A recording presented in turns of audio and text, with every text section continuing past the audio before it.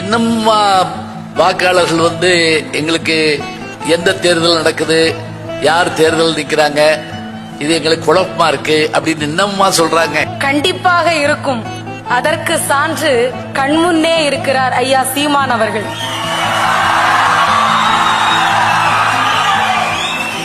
ஏன் சொல்கிறேன் என்றால், நான் எல்லோரையும் சொல்லவில்லை.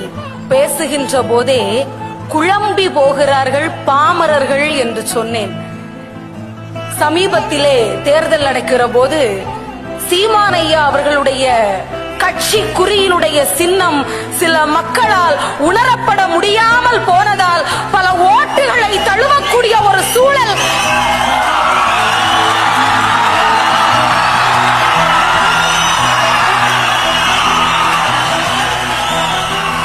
இதே தமிழ்நாட்டில் தானே நடந்தது. இதே தமிழ்நாட்டில் தானே ஒரு தமிழனுடைய சின்னத்திற்கு அவதூறு வரக்கூடிய நிலையை நாம் பார்க்க வேண்டியிருந்தது. இதைவிட பெரிய சான்று பாமரர்கள் குழம்பி போவதற்கு தேவைப்படுகிறதா?